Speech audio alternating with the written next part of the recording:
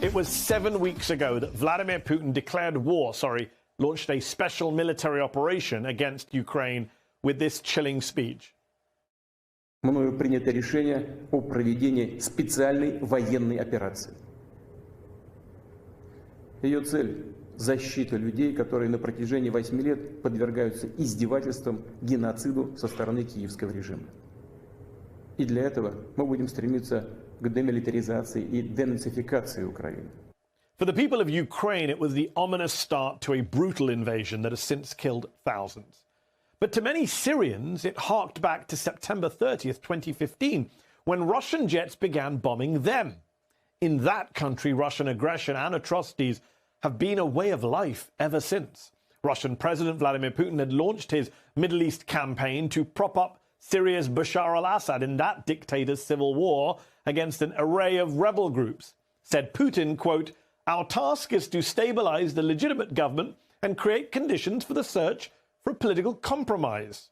But within just a few months, beginning in 2016, Russia was credibly accused by human rights groups of deliberately bombing schools, hospitals, and civilian homes in rebel-held territory. One group concluded that Russian bombs had killed hundreds more civilians than rebels.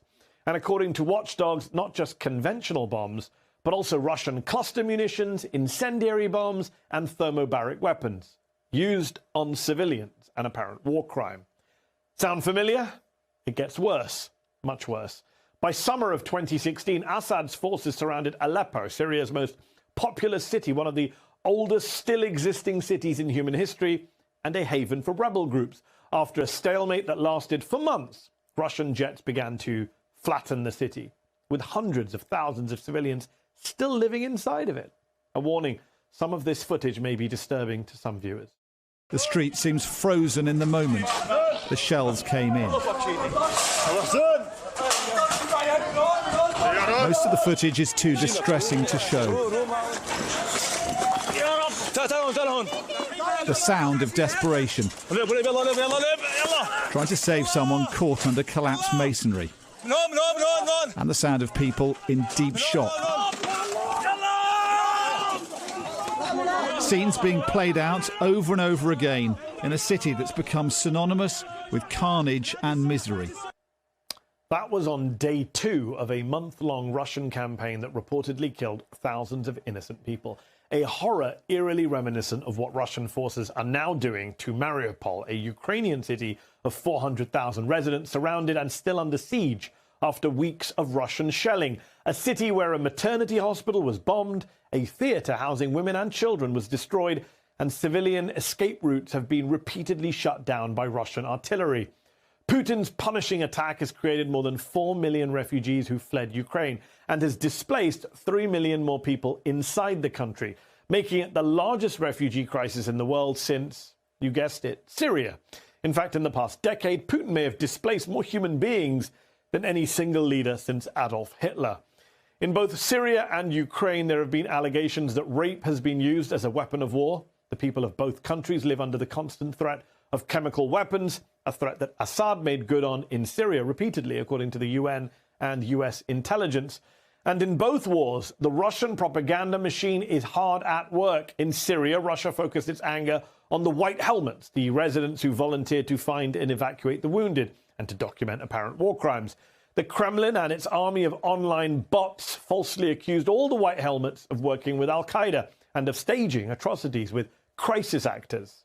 And now in Ukraine, Russia says videos depicting its war crimes there are really fakes made by Ukrainian neo-Nazis. No, really, that's straight from this Russian state media story with the headline, "Ukrainian neo-Nazis film staged videos to frame Russian forces for war crimes." Utter insanity. But the darkest parallel of all may be this. The tone for the Russian campaign in Syria was set by its first commander, Alexander Dvornikov. All the indiscriminate killing, the use of forbidden munitions, the death, the destruction, on his watch earned Dvornikov an award from Putin, but earned him in the Western media the nickname the Butcher of Syria. Now, guess who Putin has tapped as the new commander for the next phase of his failing war effort in Ukraine? That's right, the Butcher of Syria. And Dvornikov's appointment has convinced many observers that the dark similarities between Russia's two wars are about to grow even worse. In fact, many Syrians are reaching out to Ukrainian organizations with advice on how to cope with the hell of war and how to document Russian atrocities. There's also the similarity in the American response to both wars in Syria and in Ukraine, agonizing over whether or how much to arm rebel groups, as well as whether to impose a no-fly zone. In both conflicts, the US government and its allies have been keen to call out Russia for its war crimes, but keener still, understandably, to avoid a direct confrontation with a nuclear-armed Putin. My hope is that as we continue to have these conversations, and as I suspect Russia starts realizing that they're not going to be able to bomb their way to a peaceful situation inside of Syria, that we'll be able to make progress on that front. Russia is still trying to bomb its way out of everything in Syria and Ukraine. But again, you can't fault any American administration for wanting to avoid a hot war with Putin. Nuclear escalation is a legitimate concern, and it's a serious challenge to what we all feel when we see the images of horrors and hardships in Ukraine today, just like the atrocities we witnessed for over a decade in Syria. Look, I get it.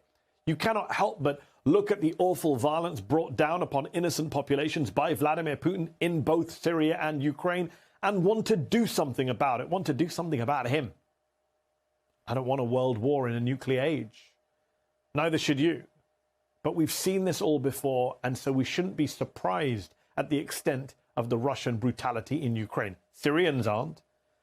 Nevertheless, short of escalation and a possible nuclear conflict, is there anything at all that can be done right now to make sure that never again doesn't again become never mind? Joining me now is writer, novelist, and foreign policy analyst Rula Jebreal, as well as Jomana Qaddour, a senior fellow at the Atlantic Council and co-founder of Syria Relief and Development. Thank you both for joining me. Rula, let me start with you. We're hearing numerous reports of sexual assaults by Russian soldiers in Ukraine. In fact, this week, Ukrainian activists accused Russia of using rape as a weapon of war. What does that mean, and what precedent is there for that in the Syrian war? Well, Human Rights Watch, but also the United Nations, has been documenting rape in detention centers and rape of women and children and prisoners of all kinds. But, you know, Mehdi, if we look at Russian history, Russian colonialism has been deploying the same occupation and invasion tactics all over the world, not only in Syria or Ukraine. If you look what they did in Finland, in Estonia, in Lithuania, in Azerbaijan, in Afghanistan, it's always the same tactic. What happened in Syria is the regime was already deploying those kind of tactics. We know every regime in the Middle East, anytime you're arrested, even a regime like Sisi, where under his rule, you have people, 60,000 prisoners, they're being raped as we speak. They always use that methodology. So when Russia intervened in Syria, they basically did exactly what Assad was doing, but also they've been famous in history. I mean, after World War II, even historians document what they did after the liberation from the Nazi in Germany and in Europe, where they had a massive rape campaign. So this is not a new method. They always use that. What happened in Syria, the scale of slaughtering and rape of civilians, we can actually rival it or compare it to what happened in Bosnia and in Rwanda combined. And we have documentation of that. I mean, the United Nations have all these documents. We have more evidence against the Russian regime and Syrian regime than we had against the Nazis. But what happened, the fact that we never acted and there was never accountability, this paved the way for what's happening in Ukraine today. So let me bring in Jomana. Jomana, Russian attacks on hospitals and schools and residential areas in Ukraine were well documented before Putin appointed this new general, Alexander Dvornikov, to run the war. As someone who watched him work in Syria, what could this tell us about the direction, the dark direction of things in Ukraine now? Well, thank you, Mehdi, for having me. Of course, I mean, I think Syrian doctors, nurses, humanitarian workers, we've seen most recently the white helmets published in the Washington Post saying, we know how this ends. The Russians are going to try to convince you to be part of a deconfliction mechanism, for example, at the United Nations. They're going to try to push things like UN Security Council resolutions, also that they can have veto power over the work that is the direction of that Russia would like to push this war. I spoke just very recently before this with doctors who were, for example, responsible for the evacuation of Aleppo, who said, you know, now as we look at Mariupol and other Ukrainian cities under siege, we are incredibly worried because they were trying at the time to negotiate via the UN with the Russians to allow even the most severe of medical patients to be able to be afforded safe exit, dialysis patients, patients with tumors, none of which were given those guarantees by the Russians, and in fact were targeted on their way out of Aleppo. And so we absolutely know where this ends, even when communities give up and say, please just stop the shelling. We're going to evacuate. We will agree to be displaced. Even in those situations, civilians fear for their lives. Rula, let me ask you this. Where do you stand on the military option here? Because another similarity, as I pointed out earlier, the Obama administration agonized over a no-fly zone over parts of Syria as Syrians were being killed en masse on the grounds that they wanted to avoid a conflict, a direct conflict with Russian jets. That's what the Biden administration is saying now. That's a legitimate argument, isn't it? Or do you think they're too cautious? They're too cautious. He's not going to stop in Ukraine. I mean, we need to start understanding how this man is reasoning.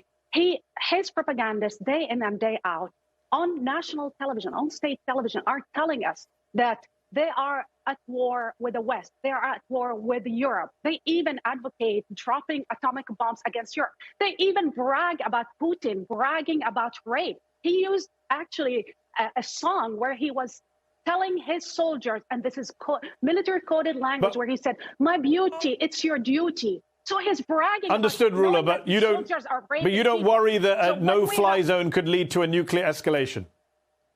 So if they don't want no-fly zone, there's two other options that we need actually to start pushing forthwith. One, arming Ukrainians, whatever they need to protect themselves. We have a responsibility to protect, because we saw in Syria, the principle of never again became never mind, and then Syria became another genocide that is now taking place in Ukraine. Another thing, we need to push Europeans, especially Germans, to stop funding Putin's war machine. They're sending him, they send Ukrainians $1 billion and then hundreds of billions of dollars to the regime. Does not make sense. So sanctions, sanctions, sanctions, but above all, arming Ukrainians. I think many people would agree with both those things. I think where they worry about is a direct confrontation, which was the same worry, sadly, in Syria. Jomana, one last question to you. One big difference between Syria and Ukraine is the amount of sympathy on display in the Western world, especially when it comes to refugees fleeing the conflicts. We've talked on this show about the double standard before when it comes to Syrian refugees versus Ukrainian refugees. I wonder what you, as a Syrian-born American woman running, a non-profit on the ground in Syria, must be maddening to watch. Yeah. Listen, I'm not going to say that there isn't a part of me that doesn't wish that the resounding, welcoming that Ukrainians have received in Europe wasn't extended and afforded to Syrians.